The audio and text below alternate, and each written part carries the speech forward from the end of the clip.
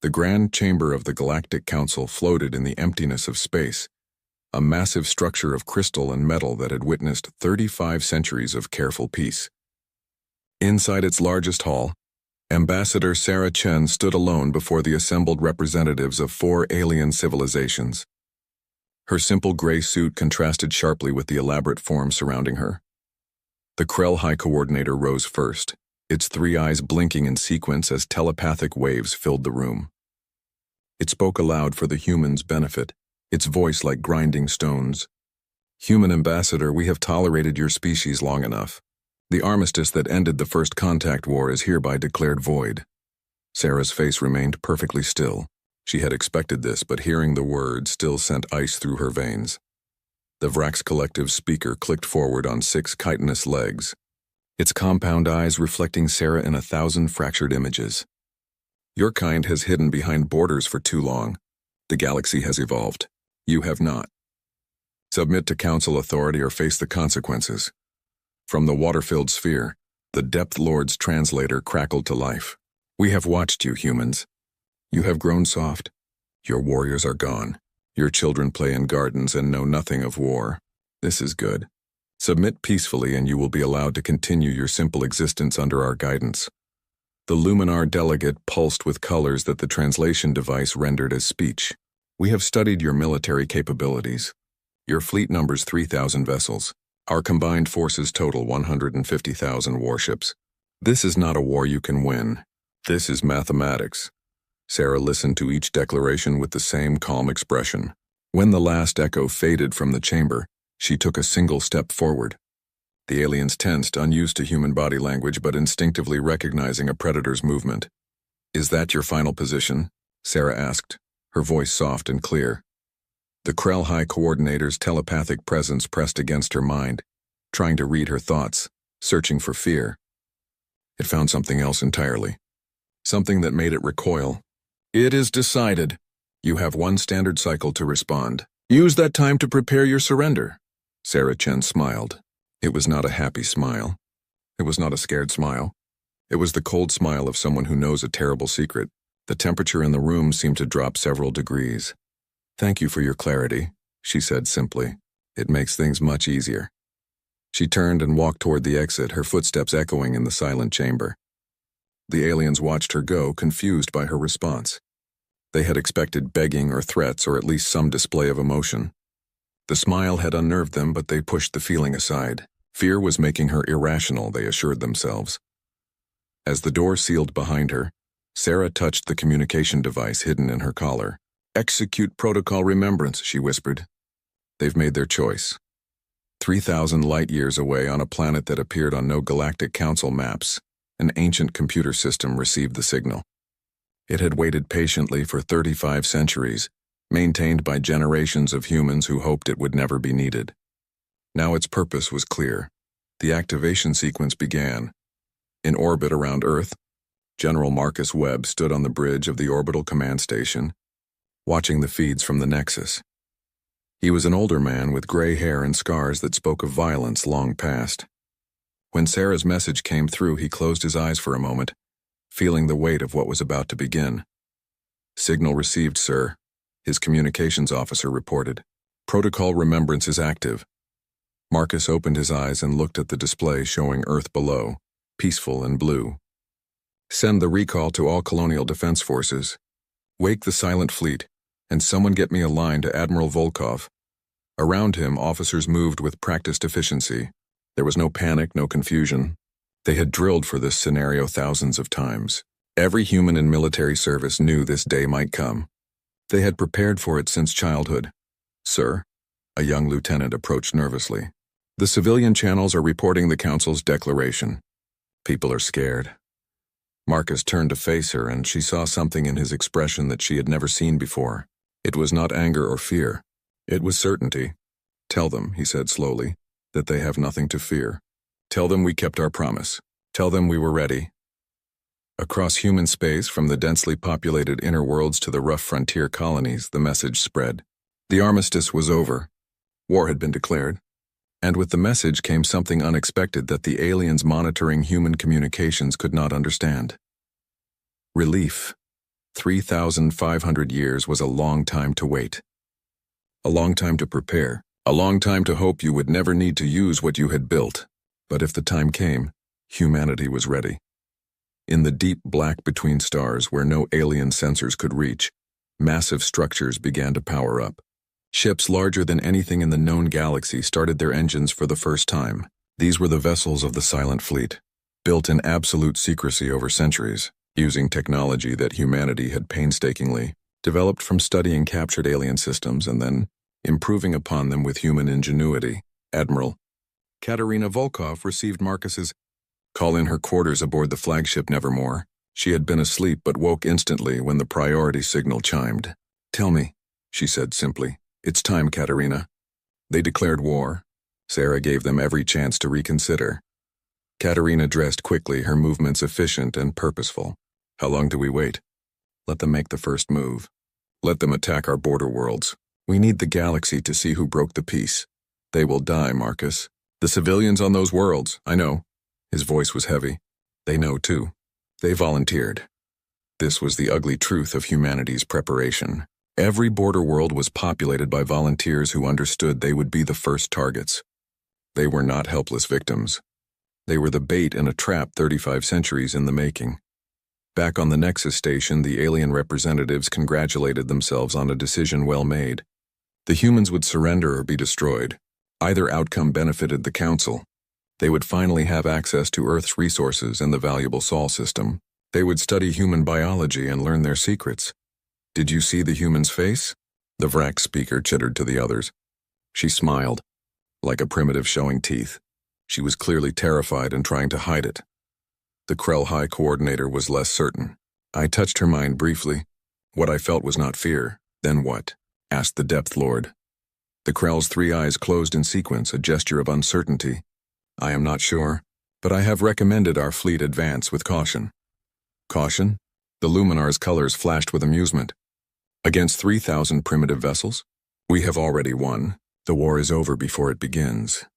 But in the depths of space, Sarah Chen sat alone in her ship, heading back toward human territory. She had not eaten. She had not slept. She simply stared out at the stars and thought about what was coming. Her grandfather had fought in the First Contact War. He had told her stories that never made it into the history books. Stories about what humans had done when pushed to the edge. Stories about the horrors that made both sides agree to stop. "Forgive us," she whispered to the stars. "We tried to stay peaceful. We really did try." Behind her, the Council Nexus grew smaller in the distance. Ahead, her homeworld waited, and between them, the galaxy was about to learn an old lesson. Never mistake kindness for weakness. Never assume silence means surrender, and never ever make humanity choose between peace and survival. They always choose survival, and they are very, very good at it. Commander Zexthal of the Krell 4th Fleet reviewed the intelligence reports on human civilization with growing satisfaction. The data was clear and comforting. Humanity controlled exactly 47 star systems, all clustered within 500 light-years of their homeworld. Their fleet consisted of 3,000 registered vessels, most over 2 centuries old. Their population was estimated at 90 billion, spread across their various colonies. "They are a small civilization," Zexthal reported to the War Council. "Contained, manageable. Our forces will overwhelm them in a matter of weeks." What Zexthal did not know, what none of the Council species knew, was that every number in that report was a lie. Not a lie that humans had told, but a lie that the aliens had told themselves by seeing only what they wanted to see. The truth was being discussed in a very different meeting, deep beneath the surface of a moon called Sanctuary 7, located in a system so far from Council space that it would take their fastest ships 3 years to reach it. General Marcus Webb stood before a holographic display that showed the real extent of human civilization. Red dots marked colonies. There were thousands of them. Blue lines showed trade routes connecting systems across a volume of space that dwarfed the entire Galactic Council's territory. Green markers indicated military installations, and there were so many that they blurred together in clusters. "This is what they don't know," Marcus said to the assembled officers. "This is what 35 centuries of peace bought us. Time, space, and distance from their watching eyes." Admiral Katerina Volkov studied the display with the eye of a strategist. When we agreed to the armistice, we promised to stay within our borders. We kept that promise. We just never defined what our borders were. It was technically true. The armistice had specified that humanity would remain in the agreed-upon territory for the duration of the peace. The Council had assumed this meant the 47 systems humanity occupied at the time. They had never asked humanity to confirm this. Humans had never volunteered the information, and while the Council watched humanity's core worlds, human colony ships had been spreading in the opposite direction, into the deep dark where Council sensors did not reach. The first ships had left Sol only 50 years after the armistice was signed.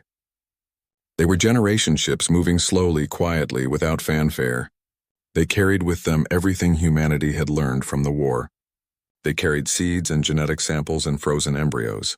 Most importantly, they carried a mission: survive at all costs. Over 3,000 years, these colonies had grown. They had developed. They had built their own ships and sent out their own colonists. And because they were so far from the Council's watching eyes, they had built something else too: the Silent Fleet. Marcus gestured, and the display changed, now showing ship profiles. Massive dreadnoughts that made the largest Council vessels look like toys. Carriers that could deploy thousands of fighter craft. Weapons platforms equipped with technology that the Council had never imagined possible. "The Council thinks we have 3,000 ships," said Admiral Chen, Sarah's older brother and commander of the 3rd Colonial Fleet. "The actual number is closer to 170,000, and unlike their fleet, all of ours are new." A young officer raised her hand hesitantly. "Sir, I don't understand. If we had this much power, why did we stay hidden? Why did we let the Council think they were superior?" Marcus smiled sadly. "Because our grandparents learned a terrible lesson during the First Contact War. They learned what humans become when we embrace violence fully.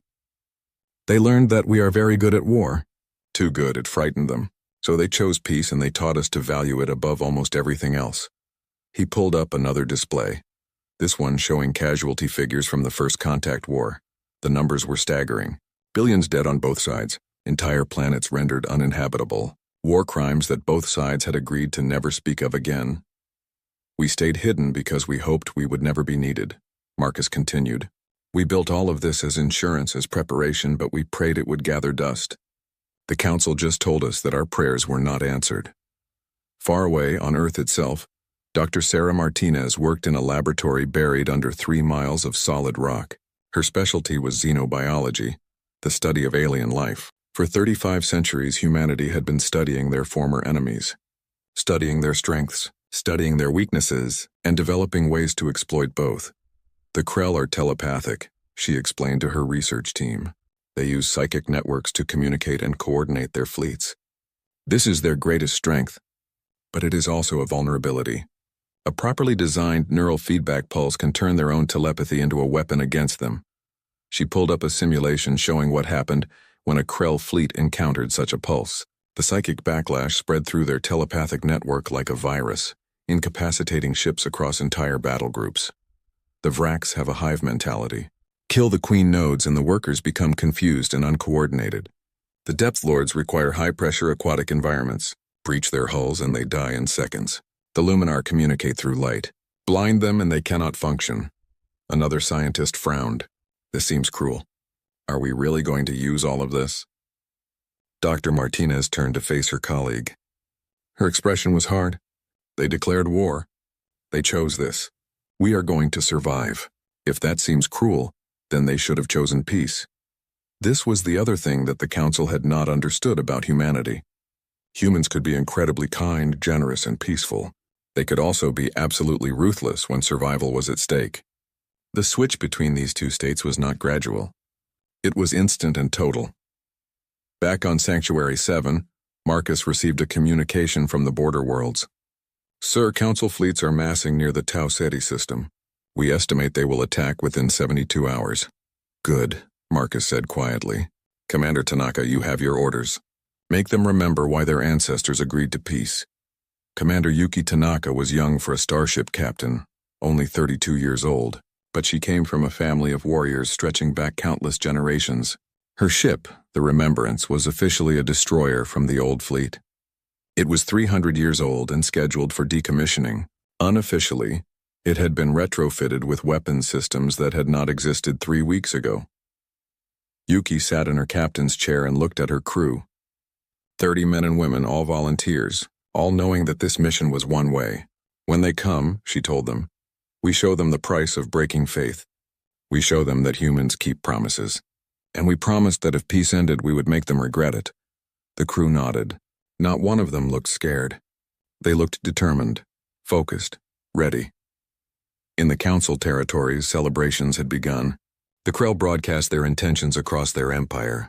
They would humble the humans. They would bring them into the galactic fold properly. They would show these primitive creatures what true power looked like. The Vrax queens laid millions of eggs, preparing warrior drones for the occupation forces. They expected humanity to surrender quickly, but they prepared for potential resistance. They thought they were being cautious. The Depth Lords practiced their invasion formations in the deep oceans of their homeworld. They sang songs of victory in their subsonic language. They imagined the rich oceans of human worlds coming under their control. The Luminar calculated probabilities. Every simulation showed the same result: overwhelming council victory. The math was simple. More ships, more resources, more territory equals victory. The Luminar trusted mathematics above all else. They did not account for variables they did not know existed. In the darkness between stars, the silent fleet waited. 170,000 ships, their crews ready, their weapons charged, their engines humming with barely contained power.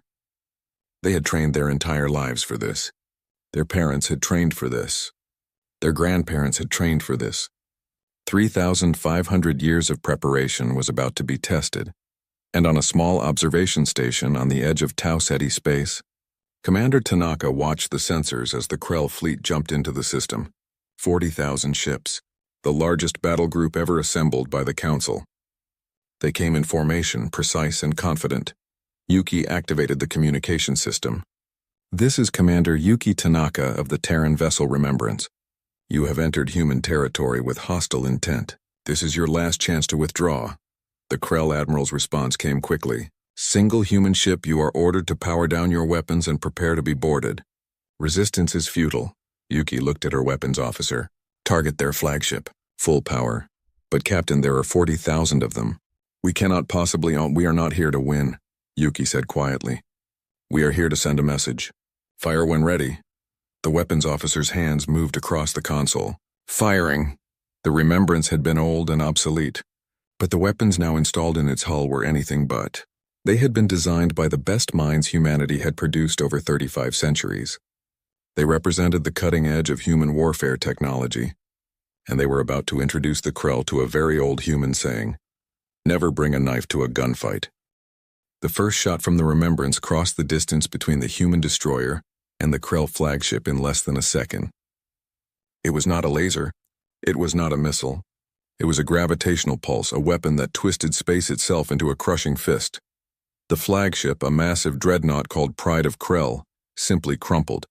3 miles of advanced alien engineering compressed into a sphere barely 50 feet across.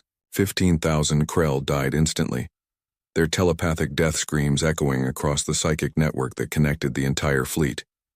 The Krell Admiral, aboard a secondary command ship, felt those deaths like physical blows. All ships return fire. Destroy that vessel immediately. 40,000 ships turned their weapons on the Remembrance. The space around the small human destroyer lit up with energy beams, missiles, and plasma bolts. For a moment it seemed like the tiny ship would be vaporized instantly, but the Remembrance had shields that operated on principles the Krell did not understand. The incoming fire bent around it, redirected by gravity wells that the human ship generated and controlled with impossible precision. Most of the shots missed entirely. Those that connected were absorbed by armor that had been designed to withstand pressures found in the core of a star. Their shields are holding, the Krell tactical officer reported, confusion clear in his mental voice. Our weapons are not penetrating. Then use more ships. Concentrate fire. Nothing can withstand the combined firepower of an entire fleet. But Commander Tanaka was not waiting to be destroyed. Activate the nanite payload, she ordered. Target Group Alpha.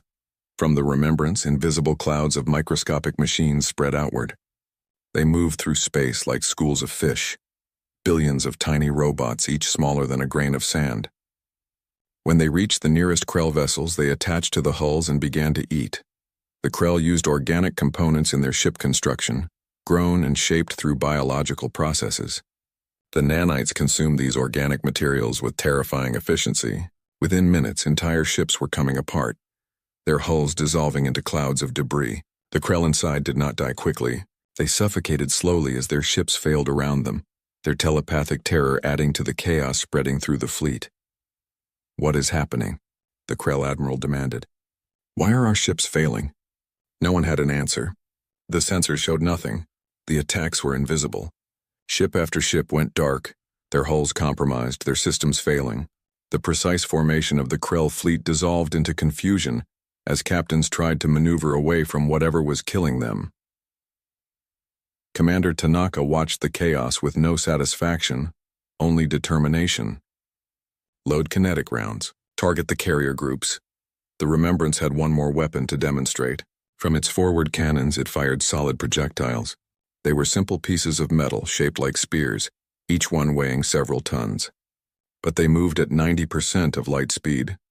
At that velocity, mass became a devastating weapon. The kinetic rounds punched through Krell ships like they were made of paper. Each impact released energy equivalent to a nuclear explosion. Ships did not just die. They vaporized, becoming expanding clouds of superheated gas. The Krell admiral watched in horror as his fleet came apart. In less than 10 minutes, he had lost over 3,000 ships. 3,000 ships destroyed by a single human vessel that their intelligence had classified as obsolete. "Retreat," he ordered. "All ships jump to safety. Retreat now." But the Remembrance was not finished. As the Krell ships began to activate their jump drives, Yuki gave one final order. "Activate the gravity well. Full power." The space around the battlefield suddenly became impossible to leave. The Remembrance generated a gravitational field so intense that it prevented faster-than-light travel. The Krell ships that tried to jump found their drives failing, their engines overloading. Some ships exploded as their jump drives tore themselves apart. "We cannot escape," the tactical officer reported. "They have trapped us here." The Krell admiral felt something he had never experienced before in his 3 centuries of life. True fear. "Signal to all ships. Concentrate all fire on that single vessel. Everything we have. Kill it now." The remaining 37,000 Krell ships turned as one and unleashed everything they had. The combined firepower of an entire fleet, focused on a single point. The Remembrance's shields held for almost a full minute, an impossible achievement that would have seemed like magic to any engineer who understood the physics involved. But even human engineering had limits. The shields failed. The armor, tough as it was, began to melt under the sustained barrage. The hull breached in a dozen places. Commander Tanaka felt the ship dying around her. Emergency systems were screaming. Half her crew was already dead. The artificial gravity failed and she found herself floating in her command chair. "Communications," she said calmly. "Are we still broadcasting?" "Yes, Captain. The transmitter is still functional." "Good." Yuki activated the fleet-wide channel. She knew the Krell were listening. She knew humans across the galaxy were listening. She knew history was listening. "This is Commander Yuki Tanaka of the destroyer Remembrance. To the Krell fleet, you killed one obsolete ship and lost 4,000 vessels in exchange. This is the price of war with humanity. This is what we can do with our old equipment. Imagine what our new fleet will do to you." She paused, looking at her remaining crew. They floated in the ruined bridge, wounded and dying, but none of them looked afraid. They looked proud. To all humans, they made their choice. Now we make ours. Remember what we fight for. Remember why we build weapons we hope never to use. And remember that peace is always better than victory. The final volley from the Krell fleet tore the Remembrance apart. The ship exploded in a flash of light that could be seen from the edge of the system. Commander Tanaka and her crew died instantly, but their message had been sent. And the Krell fleet, battered and confused, was left floating in space trying to understand what had just happened. "Admiral," the communication officer reported, "we are receiving a transmission. It's from human space. They are speaking to us." "Put it through." The voice that came across the channel was calm and measured. It belonged to General Marcus Webb. "Krell fleet, this is Terran Command. You have just destroyed one of our ships and murdered 30 humans. This is an act of war. It is also a mistake you will not survive to regret. The Remembrance was 300 years old. It was scheduled for decommissioning. It was not a frontline vessel. It was not even a reserve vessel. It was a museum piece, and it destroyed 4,000 of your ships. The Krell Admiral felt his blood run cold. You lie. This is psychological warfare. Believe what you want, Marcus continued. But you should know that we have been monitoring your invasion fleet. We know exactly where you are. We know your formation. We know your capabilities. And we are sending something much more current to meet you. You have approximately 6 hours before our real fleet arrives. I suggest you use that time to make peace with whatever gods you believe in. The channel closed. The Krell fleet hung in space, trapped by the gravity well that the Remembrance had generated. The field would take hours to dissipate. They had no choice but to wait. Admiral, the tactical officer said quietly, if what they say is true, if that ship was truly obsolete and their new vessels are even more powerful, then we have made a terrible mistake. The Admiral finished. Contact the Nexus, tell them we need reinforcements. Tell them everything. But reinforcements would take days to arrive, and the humans had promised to be there in 6 hours. The Krell began to prepare. They formed defensive positions. They ran diagnostics on all systems. They did everything they could to ready themselves for battle. But among the crews of 37,000 ships, a new feeling was spreading. It was the same feeling their admiral had felt, fear. The humans were coming. And the Krell were beginning to understand that they had not been fighting a war 3,500 years ago. They had been surviving an extermination. The armistice had not been a victory. It had been mercy, and they had just thrown that mercy away. In the darkness beyond the Tau Ceti system, Admiral Katerina Volkov stood on the bridge of the Nevermore, watching the countdown timer. Beside her, 200 capital ships of the Silent Fleet waited. These were not museum pieces. These were ships that had never seen battle, built with technology that represented the best of human engineering. Their crews were fresh, well-trained, and determined. 5 hours and 57 minutes until we jump, the navigation officer reported. Katerina looked at the display showing the Krell fleet position. 37,000 ships. Under normal circumstances, 200 vessels would not stand a chance against those numbers. But circumstances were not normal. The Krell had just learned what one obsolete human ship could do. They were about to learn what a modern human fleet could accomplish. Prepare all weapon systems, she ordered. When we jump in, I want to hit them before they can react. No mercy, no hesitation. They wanted war. We will give them war. Around her, officers moved with quiet efficiency. There was no battle rage, no bloodlust. There was only cold, professional determination. This was what humanity had become during the long peace. Not warriors who loved war, but protectors who understood that sometimes violence was necessary. And when it was necessary, the Vrax Collective's invasion of New Harvest began exactly as their war planners had predicted. The agricultural world was lightly defended, its population consisting mostly of farmers and terraformers.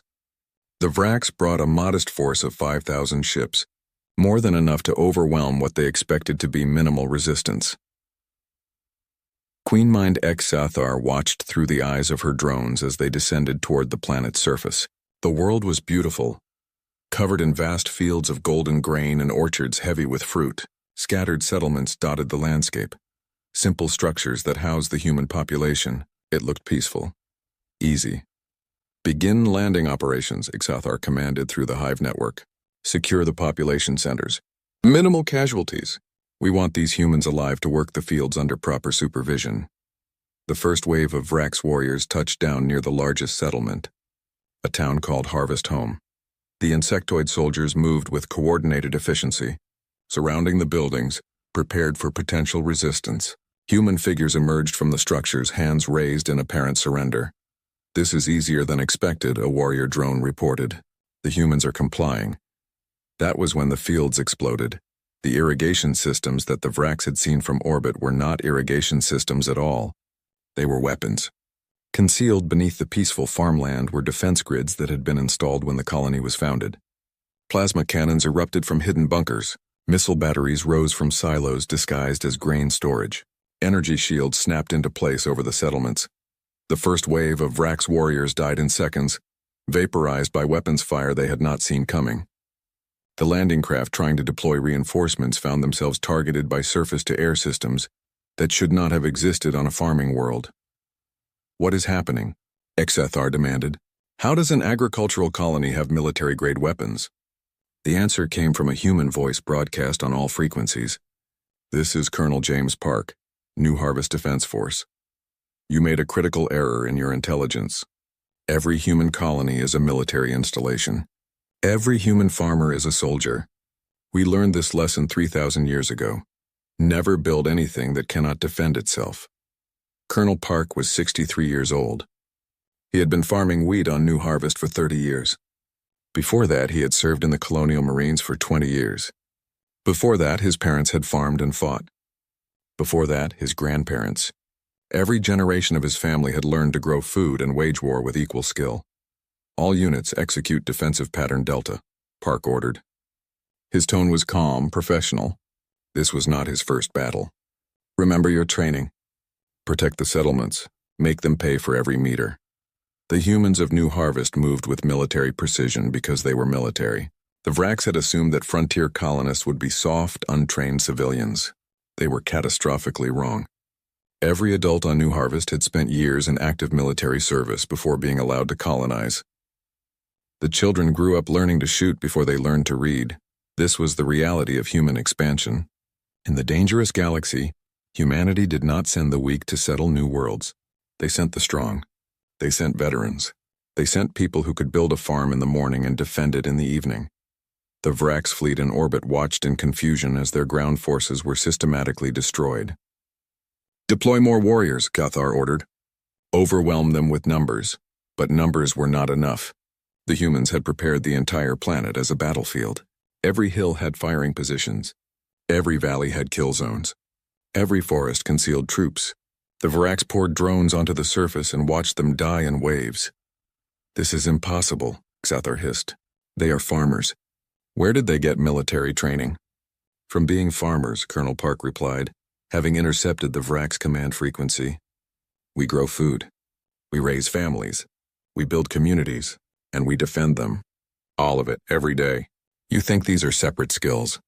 For humans, they are the same skill. It is called survival." After 6 hours of brutal ground combat, the Vraks had lost half their invasion force and had not secured a single settlement. Xethar made the decision to withdraw and bombard the planet from orbit. "If we cannot take it, we will destroy it. Prepare orbital strikes." The orbital bombardment never came. As the Vraks fleet prepared to fire on the planet, sensors detected incoming ships. Lots of ships. The human reinforcement fleet had arrived. And they were not interested in negotiations. Across the galaxy, in the crystalline depths of Luminar space, Admiral Katerina Volkov was teaching the light-based aliens a different lesson. The Luminar had always believed their greatest strength was their communication system. They spoke through light, transmitting data and orders at the speed of photons. It made their coordination perfect. Their responses instantaneous. Admiral Volkov had spent 20 years studying Luminar communications. She understood their language better than most Luminar understood it themselves, and she knew how to lie in it. "Transmit false orders on their command frequencies," she ordered. "Make it look like it is coming from their fleet commander. Tell Group Alpha to withdraw to defensive positions. Tell Group Beta that Alpha has been destroyed and they need to retreat. Tell Group Gamma that reinforcements are coming from behind them." The Luminar fleet dissolved into chaos. Ships moved in conflicting directions, responding to orders that seemed legitimate but contradicted each other. By the time they realized they were being deceived, the human fleet was among them, and close-range combat did not favor the Luminar's long-distance coordination advantage. The battle was brutal and short. The Luminar lost 3 entire fleets before their High Council sued for peace. The humans accepted, but their terms were harsh. Luminar space was now restricted. They would not expand. They would not rebuild their military. They would be watched. But the worst fate befell the Depth Lords. The aquatic species had believed their mastery of ocean warfare was unmatched. They attacked Poseidon, a human ocean world, expecting an easy victory. They found something else entirely. The Marianas Division was humanity's most specialized military unit. They were humans who had been bioengineered to survive in the deepest oceans. Their bodies could withstand crushing pressures that would kill normal humans instantly. Their eyes could see in absolute darkness. Their lungs could extract oxygen from water. They were designed for one purpose: to fight in environments where normal humans could not survive. When the Depth Lords attacked Poseidon, they expected to face humans in submersibles and pressure suits. Instead, they met enemies who could swim faster, dive deeper, and see better in the dark than they could. The Marianas Division fought with weapons designed for underwater combat. Cavitation torpedoes that created bubbles of vacuum that imploded with devastating force. Sonic weapons that used the ocean itself as a medium to destroy. Chemical agents that were harmless to humans but lethal to Depth Lord biology. The battle lasted 3 days. It was fought in the deepest trenches of Poseidon's oceans, in pressures that would crush diamonds and darkness that swallowed all light. When it was over, the Depth Lords had lost their entire invasion fleet. Not a single ship escaped. The surviving Depth Lords who made it back to their homeworld brought stories that seemed impossible.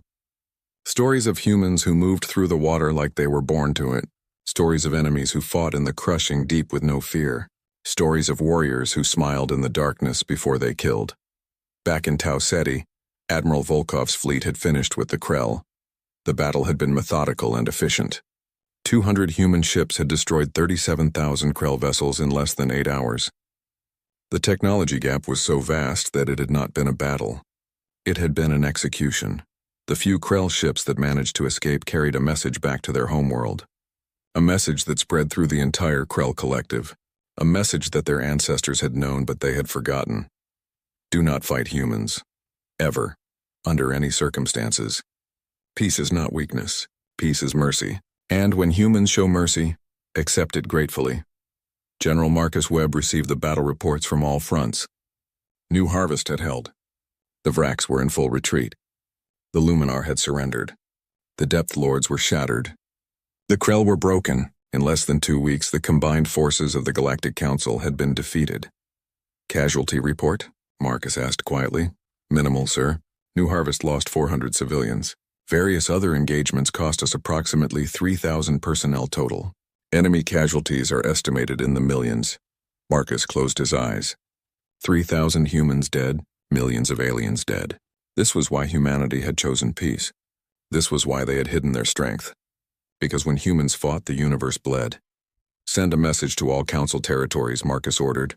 Tell them we are prepared to discuss terms. But make it clear, the terms will be ours, not theirs. Across the galaxy, the Council species that had been so confident 2 weeks ago now faced the reality of their situ. 6 months after the Council's declaration of war, Ambassador Sarah Chen walked alone across the landing pad of the Nexus station. The massive structure looked different now. Scorch marks from human weapons scarred its crystalline surface. Entire sections remained dark where power systems had been destroyed during the brief battle that had taken place here 3 weeks ago.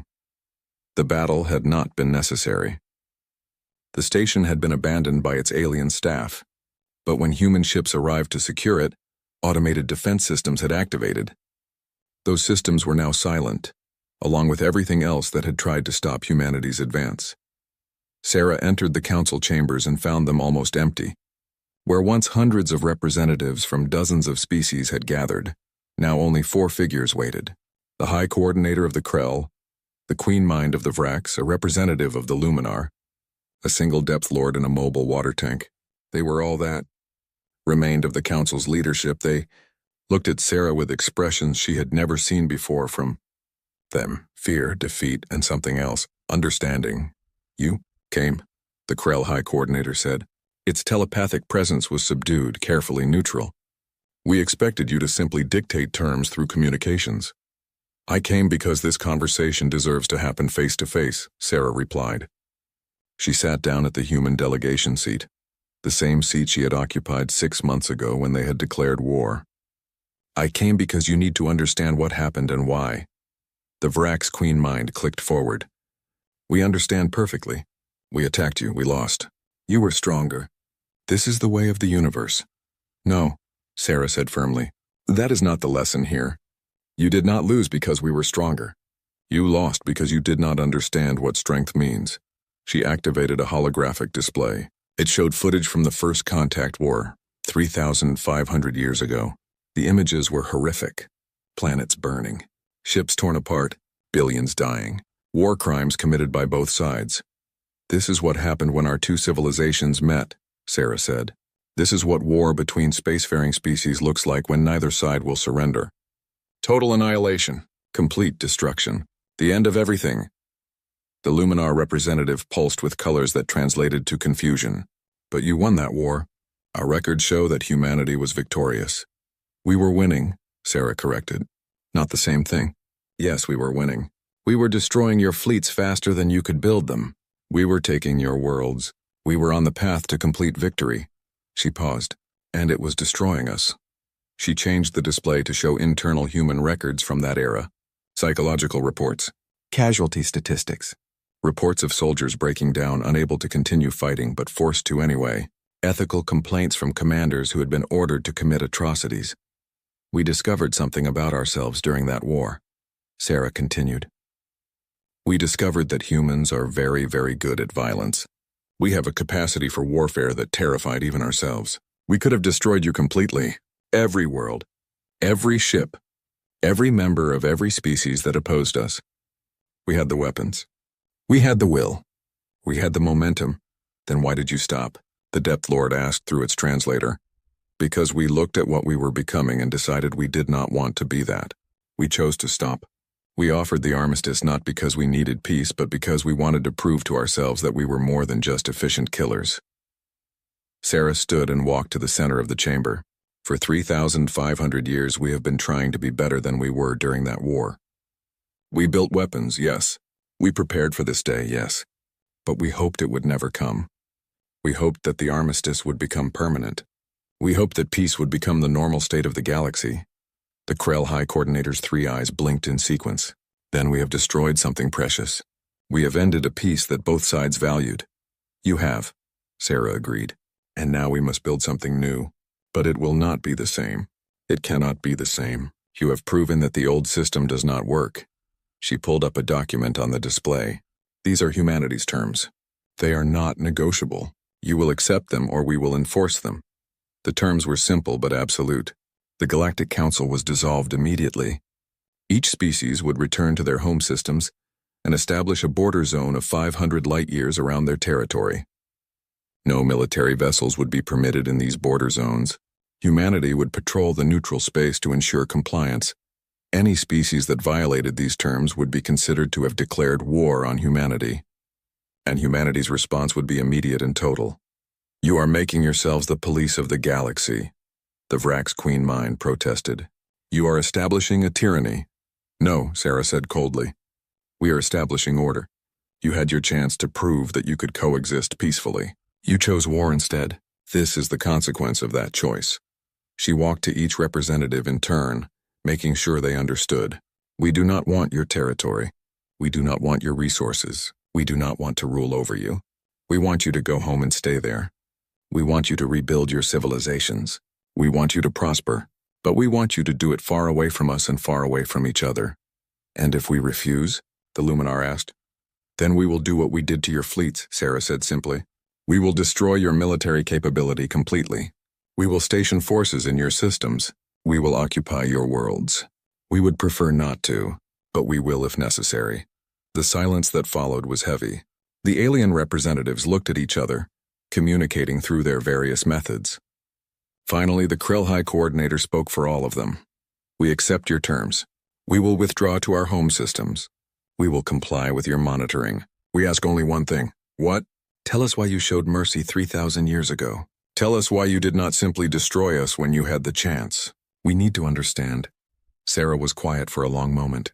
When she spoke, her voice was softer. Because my great-great-grandmother fought in that war. She was a ship captain. She destroyed hundreds of Krell vessels. She killed thousands of your people, and when the armistice was signed, she cried for 3 days straight, not because she had lost, but because she had won, because she had become someone who could kill thousands and feel nothing while doing it. She looked at the Krell directly. She spent the rest of her life teaching children that peace was precious, that violence was sometimes necessary but never good, that the ability to destroy does not mean you should destroy. She made me promise when I was young that if I ever had the power to choose between war and peace, I would always choose peace first. I kept that promise for as long as I could. You forced me to break it. The Krell High Coordinator lowered its head in a gesture of respect. We understand now. We will remember this lesson. We will teach our children. We will not forget again.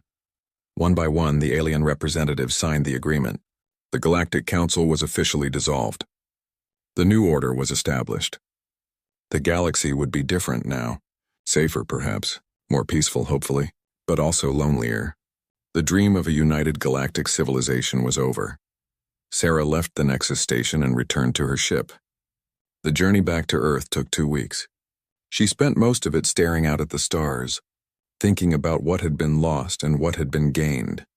When she finally reached Earth, she went directly to the tomb of the unknown soldier from the First Contact War. It was a simple monument, just a black stone with names carved into it. Thousands of names, millions of names, all the humans who had died in that terrible conflict. She placed a new plaque next to the old one. It read, "They gave us 3,500 years. We did not waste them. We built, we grew, we prepared, and when war came again, we remembered what peace cost. May we never forget again." Above Earth, the silent fleet maintained its orbit. 170,000 ships visible now to anyone who looked up. They were no longer hidden. They were a reminder, a promise, a warning. In his office on Orbital Command Station, General Marcus Webb received reports from across human space. The border zones were being established. Monitoring stations were being built. The former council species were complying with the terms, some reluctantly, some with what seemed like relief. "Sir," a young officer approached. "The news networks want to interview you. They are calling this a great victory." Marcus shook his head. It was not a victory. It was a necessity. We did what we had to do. Nothing more. Nothing less. What should I tell them, sir? Tell them to go home. Tell them to hug their families. Tell them to be grateful we live in a time of peace again, and tell them to pray it lasts longer than the last one. On New Harvest, Colonel James Park returned to his farm. The fields had been damaged during the battle, but they could be repaired. He spent his days planting new crops and his evenings teaching the next generation how to defend them. The children listened carefully, understanding that farming and fighting were not separate skills. In the Vrax Collective, Queen Mind Exathar laid eggs that would become a new generation of drones. But now, along with warrior training, these drones would learn something new. They would learn about humans. They would learn what happened when you made peaceful species fight. They would learn to value peace,